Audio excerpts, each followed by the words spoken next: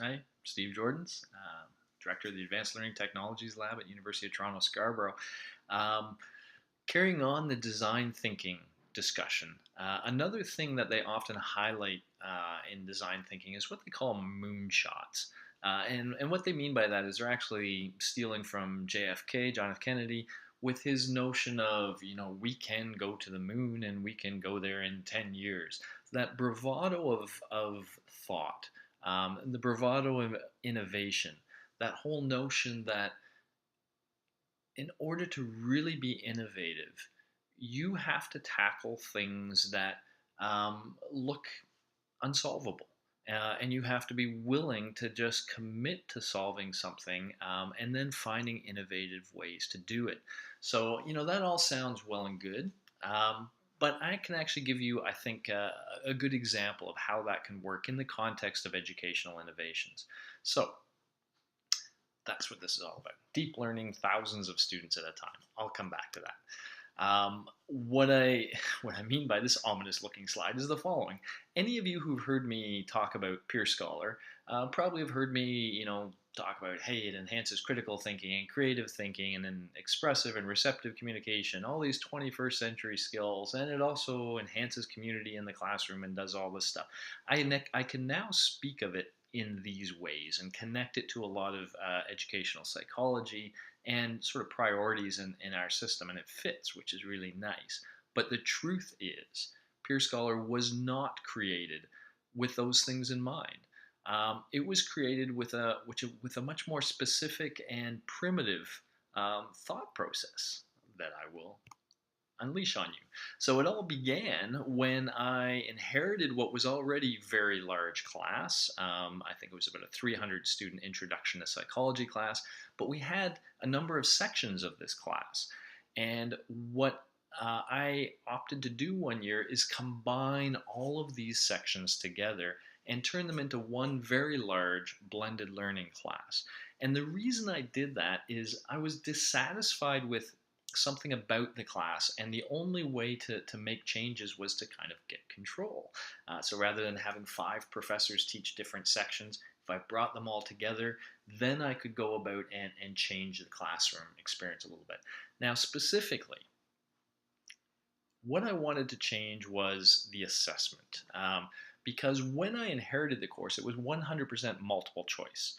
So everything the students did, the only way we assessed them was to give them multiple choice exams, which meant that the only thing we were actually assessing was their ability to memorize content. I wasn't happy with that.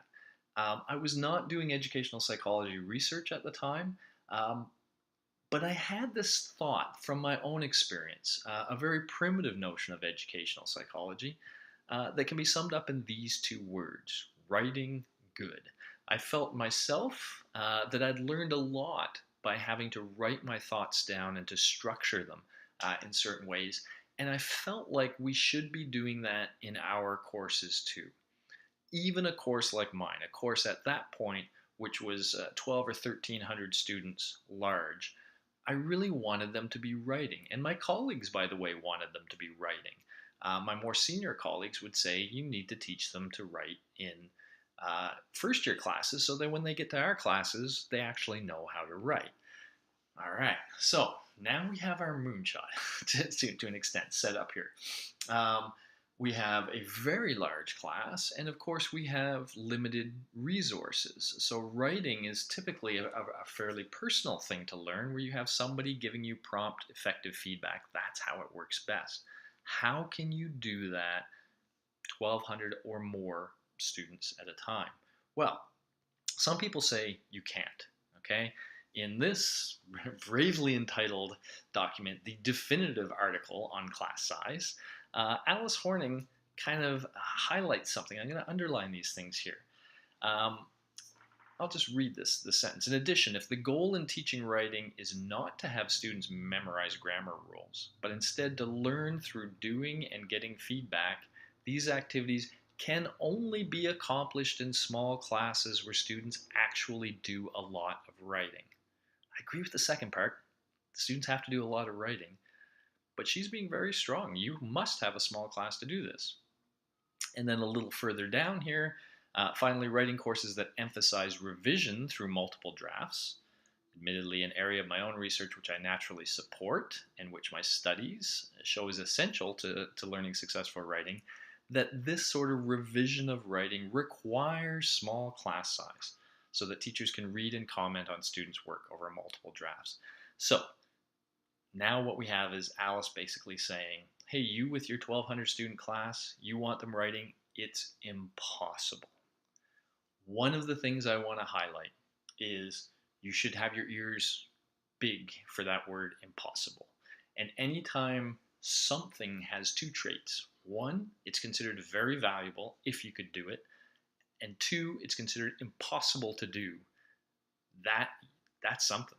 Okay, when you hear that word impossible for something valuable, that should tell you, hey, if I could solve this, then obviously there's value. There's great value, and people think it's insolvable, so it's going to be a challenge, but it's going to be a challenge that will pay off if I can meet the challenge. Okay, it's considered something very worthwhile, in this case, writing and that revisionist writing kind of approach.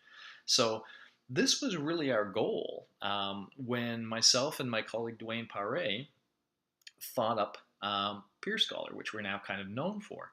Our thought process was, how do we get students writing? And how do we get them writing 1,200 students at a time? And as many of you know, the solution we came up with was to have students help with the assessment part. So yes, they all wrote in a first phase, but then in a second phase, we used peer assessment. We had them literally look at each other's work and give each other feedback about how the work could be improved. And then we ultimately allowed them to see all that feedback. So, they gave feedback to, say, 5 peers, but then they get feedback as well from 5 peers. And now we tell them to inspect that feedback and to revise. So we have this revisionist writing. It now happens 1,900 students at a time. Yes, we do need, in this system that we use, we do need a TA at the end to do some grading and to give some expert comments. But we were able to bring that writing into the classroom. Again, now that I understand what we've done, I understand the power of peer assessment and all that it supports, I see this as a tool for enhancing critical thought and creative thought and communication skills and all these kinds of things I now talk about. But if you actually go to the very first paper we did on this, and if you read through it, you will see that in this paper, we don't talk a lot about all that pedagogy. We are talking more about, hey, we found a way to get writing into large classes. And in fact, in this case, we suggested that if you have enough peers marking a piece, that the average peer grade, if you will, that you get is as good as an expert grade. So in fact, if I wanted, I could have 10 or 12 written assignments in my class where we're actually using the peers as a means to get the grades for those marks, a means to provide the feedback, and the bonus is they learn so much by doing it. But yeah, since that time, I can now unpack this. Good writing is clear thinking made visible. Think about all those 21st century skills.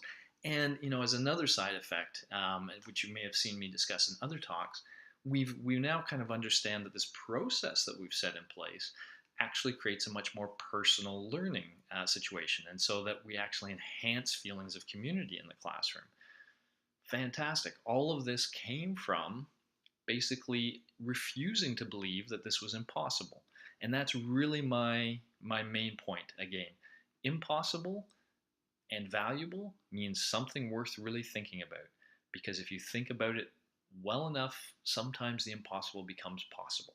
And if you can come up with a way of doing that for something that's valuable, you've really got something. All right, so that's all I have for this part.